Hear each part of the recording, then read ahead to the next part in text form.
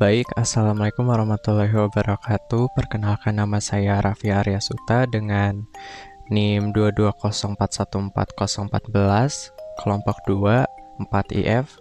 Di sini saya akan menjelaskan tentang tugas review SRS dalam konteks SQA pada aplikasi Itinggo. Oke, di sini ada tabel Excel-nya. Oke, aspek penilaian yang pertama ada kelengkapan. Nah, kenapa kelompok 2 itu ngasih skor 8? Yang pertama tuh, alasannya beberapa alur penting tidak dijelaskan, seperti bagaimana pelanggan membatalkan reservasi atau bagaimana sistem memastikan kelengkapan kebutuhan non-fungsional dan edge case. Nah, tapi ada contoh positifnya. Semua fitur utama seperti login, registrasi, pencarian kafe, reservasi kursi, informasi kafe, history, rating dan review, dan manajemen profil telah dijelaskan secara rinci dalam bentuk use case skenario, deskripsi, dan activity diagram. Contoh negatifnya yang seperti tadi, tidak ada penjelasan eksplisit tentang bagaimana sistem menangani cancellation reservation atau real-time update ketersediaan kursi. Lanjut, yang kedua ada kejelasan. Kenapa kelompok 2 ngasih skor 7? Karena struktur use case-nya cukup, sebenarnya struktur use case-nya tuh udah cukup sistematis. Beberapa deskripsi fungsi masih bersifat ambigu, terutama terkait fitur berbasis lokasi dan visualisasi data, seperti melihat tracking seats dan keramaian pada kafe di penjelasan fiturnya. Ini tuh bisa bikin developer atau pengembang tuh bisa menafsirkan berbeda kalau tidak diberikan deskripsi yang jelas gitu. Nah, tapi ada contoh positifnya. Beberapa persyaratan udah ada yang jelas juga. Misalnya pelanggan memasukkan jumlah kursi dan tanggal reservasi, lalu sistem melakukan validasi. Contoh negatifnya, beberapa deskripsi masih umum, seperti melihat tracking seats dan keramaian pada kafe, tapi gak dijelasin metodenya atau indikator keramaian. Lanjut, ada konsistensi. Kelompok 2 ngasih skor 9 karena dokumen ini tuh sebenarnya udah konsisten.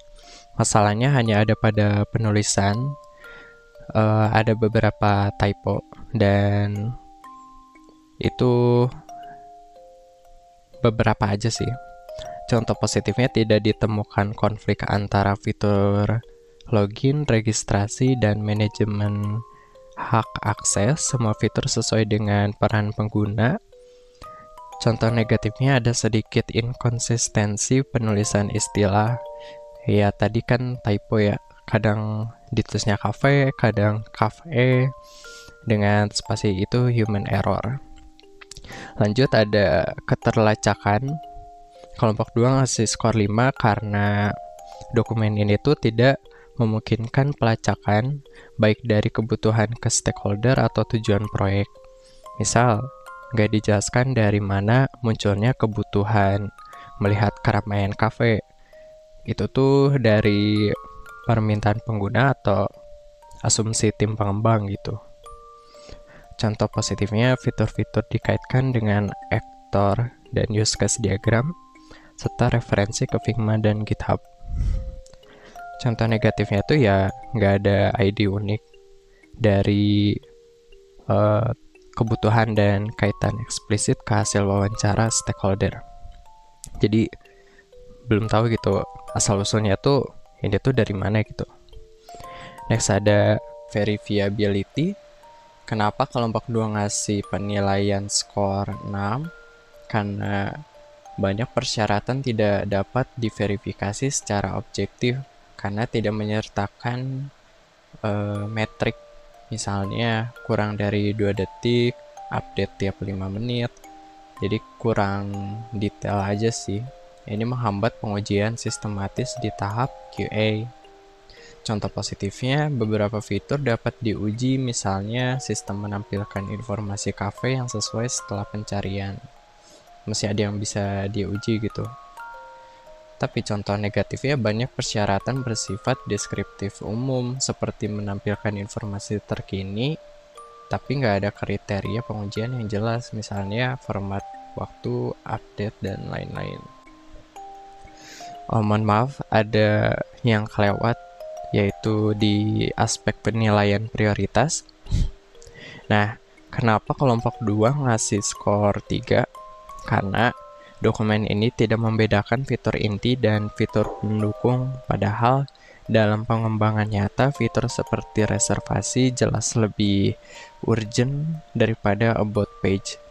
Nah, tanpa prioritas, tim tuh bakal kesulitan membuat keputusan saat waktu atau sumber dayanya tuh terbatas. Contoh positifnya, tidak ada penandaan prioritas high, medium, atau low pada fitur-fitur yang dijelaskan. Contoh negatifnya, semua fitur tampak diperlukan sama pentingnya, padahal fitur seperti login dan reservasi seharusnya prioritasnya tinggi daripada FAQ atau about page. Lanjut ke aspek penilaian kesesuaian. Kenapa kelompok 2 ngasih skor 6? Karena walaupun dari segi aspek keamanan disebut, tidak ada justifikasi bahwa sistem memenuhi regulasi privasi. Jadi walaupun disebut tentang security-nya, tapi nggak ada mendetailnya, dan juga tentang regulasi privasinya belum ada. Ini tuh beresiko tinggi jika aplikasi digunakan secara komersial saat udah dipublish. Contoh positifnya ada upaya memenuhi aspek keamanan seperti autentikasi dan token Firebase serta perlindungan data lokasi GPS. Contoh negatifnya, tidak ada referensi eksplisit ke standar keamanan ISO, GDPR, dan lain-lain, atau regulasi privasi data lokal yang seperti udah tadi dibilang ya, belum ada referensi. Lanjut, ada aspek kemudahan pemeliharaan. Kenapa kelompok 2 ngasih skor 7? Sebenarnya dokumen ini cukup baik untuk pengembangan awal, tetapi kurang mempertimbangkan evolusi untuk jangka panjangnya. Tanpa panduan pemeliharaan, biaya modifikasi di masa depan bisa jadi tinggi sekali ya.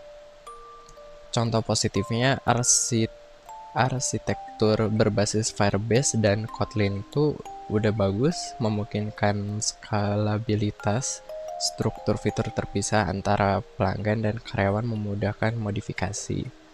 Raffi juga dulu pernah pakai Firebase dan dari segi untuk jangka panjangnya sering dapat update juga dari Google.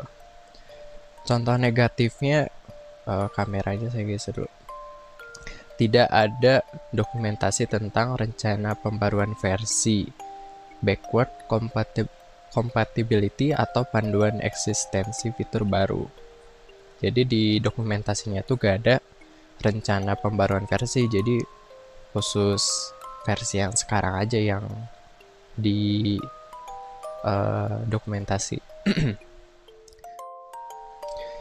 Mungkin segitu saja dari saya review penilaian SRS kelompok 2 pada aplikasi Itinggo. Mohon maaf kalau misal suara saya atau keputus-putus atau rada pilek karena masih recovery juga. Wassalamualaikum warahmatullahi wabarakatuh.